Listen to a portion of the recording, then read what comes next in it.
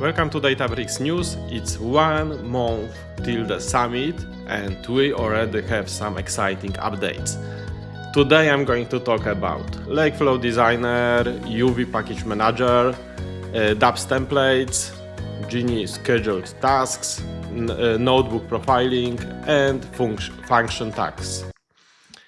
So let's start with the first update. As you see, we have now possibility to create our transformation logic using visual. Usually I have mixed feeling about such a solution because I had really bad experience with ADF pipelines, with some other tools, similar concept, but let's try that one, Lakeflow Designer. When we click new, we have now something called visual data preparation, and it's opening canvas with some data transformation logic. And here it looks really nice. Yes, we have Genie integrated. We can select one of ready option. So let's start. So we move source. Okay, source. What is our source? Let's specify the table. So hub, default, maybe that one, say refound. Okay, so we have first step integrated. I will make it a bit smaller. And now add another step.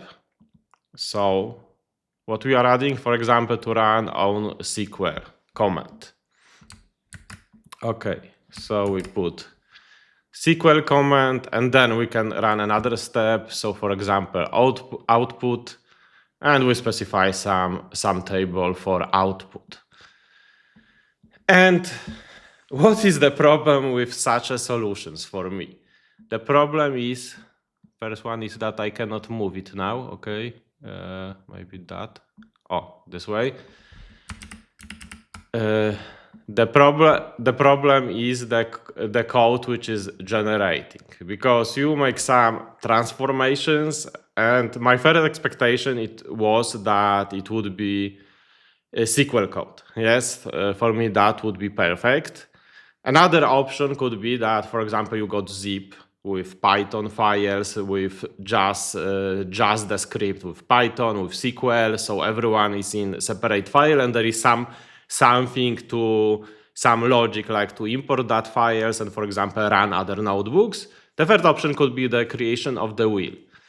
But actually, if we commit it to Git and then we schedule the pipeline to run it, the code is something like this. Yes. So in my opinion, it's not something you can productionize. Yes, because the code is a bit messy and I'm not fan of it. And the same problem is exactly with other visual tools. I know that probably it's quite difficult to implement some options to use exact logic using something different. So it's always some framework. So I don't like that. I don't like that output. Yes, I would prefer that is giving me some zip with notebooks or with Python files, SQL files, which then I can pass easy to, for example, to data engineer, and data engineer will then productionize my code. So in my opinion, that element should be polished. Of course, all options which we have here look really nice. So in my opinion, like user experience is really nice. Yes, just this fact about data engineering. But actually, I found the way to bypass it easily. You can ask just Genie code to fill notebook, just prepare empty notebook with equivalent PySpark or SQL code representing whole workflow. And actually, it will generate that notebook code. Just I found that it's the way how you prompt Lakeflow Designer to do that is quite important. So you need to prepare first notebook and then ask for this equivalent PySpark code, because when I use different wording, create for me notebook or something, it was rejecting, because that Lakeflow Designer cannot create notebook. But once you have two sources, it will start comparing and adjusting them. So Genie code is a really nice solution for all such use cases. So let's wait a few seconds and we will see what it will generate. Okay, and it seems that it was able to read the designer code, and now it's editing the notebook.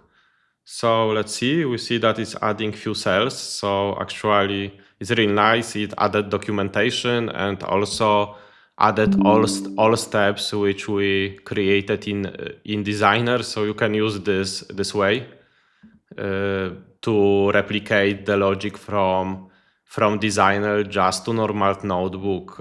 And in my opinion, I would expect that the output from that canvas looks something like this. Yes, it would be much more better. Yes, so I hope that in future we will have here in export or in settings few options to set what the output is. Of course, for some people who are really basic, the standard output will be enough, but for me not. Okay, let's move to another update. Another update is related to UV Package Manager.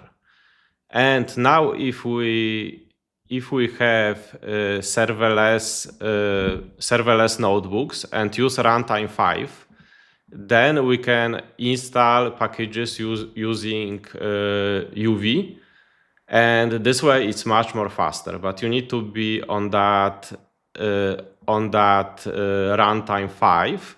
And for example, we can compare here, because here, for example, we will have different session because there will be different runtime 4. Okay, so let's connect both to serverless, one to runtime 5, another to runtime 4. And we always activate. Okay, let's wait for it to start. And let's install this using standard pip on runtime 4. Okay, and it's standard pip output. It's installing dependencies. Okay, so it's taking a bit. So it was like more than 15 seconds. And if we install on runtime 5 using UV,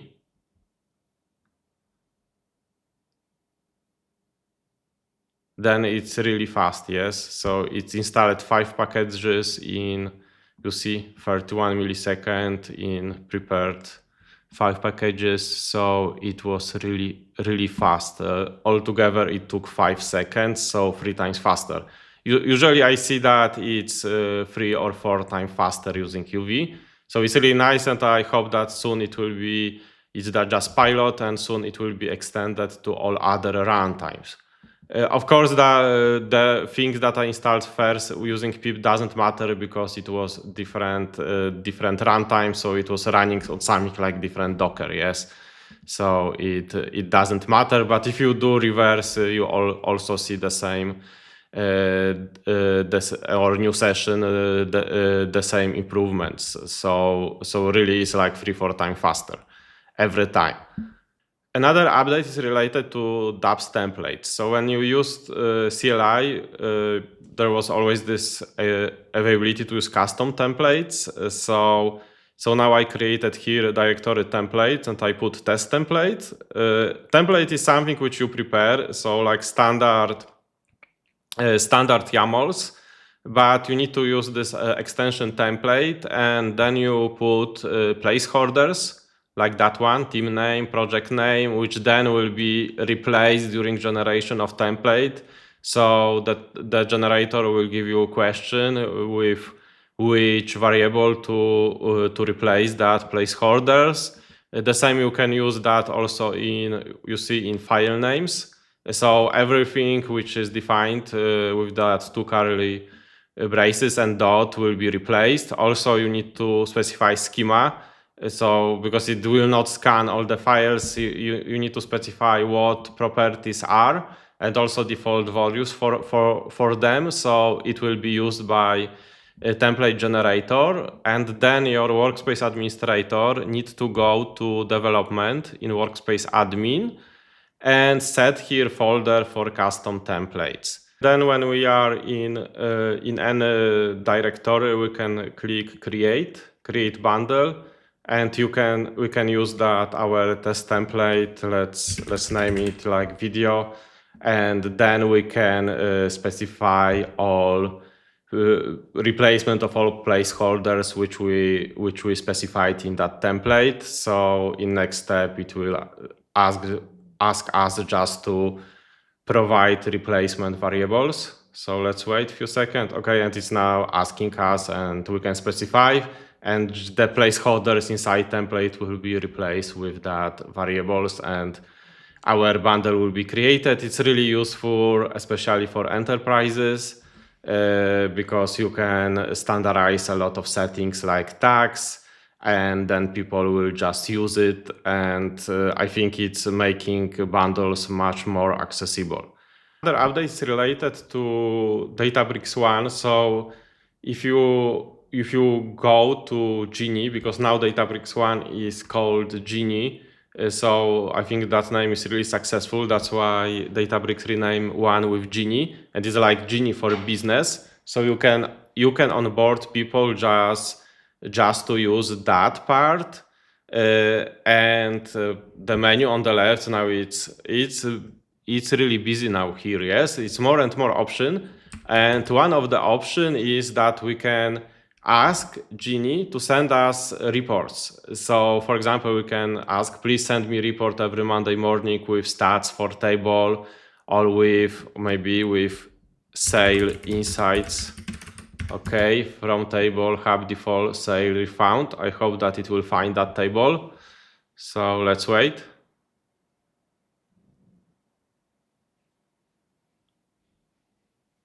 Oh, it seems that it found the table.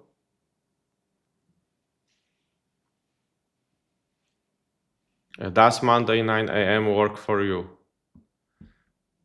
Monday at a.m. is okay.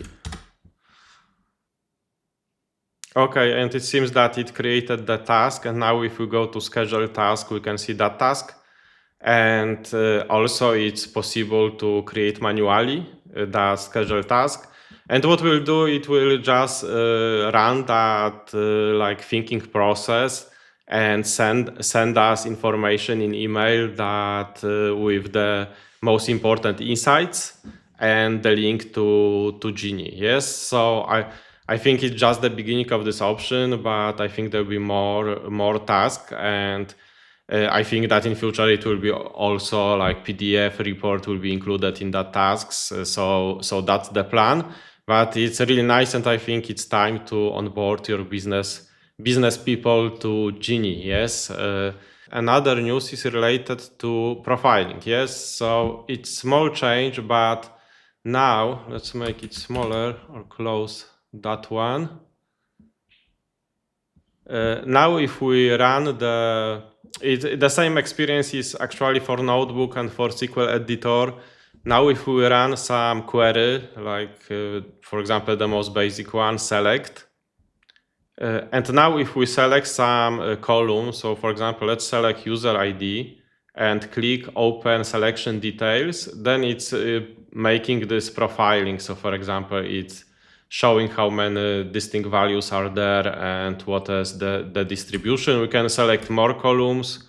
So you select more with shift actually, and then you can see these details. So it's in some scenarios, it's really useful, yes. But of course, remember that there is limitation how many records are displayed, yes, here, usually 10,000.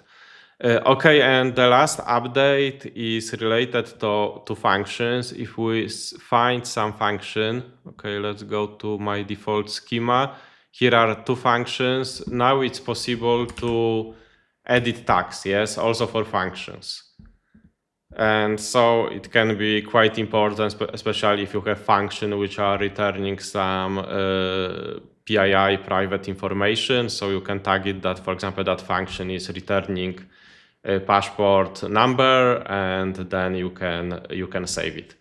Okay, so that's all updates from this month. I'm really excited about Summit, and I invite you also to my talk in Summit. I'm going to talk about Databricks asset bundles, and I will show all my favorite tips and tricks in Databricks asset bundles. Thank you for watching, and see you in the next video.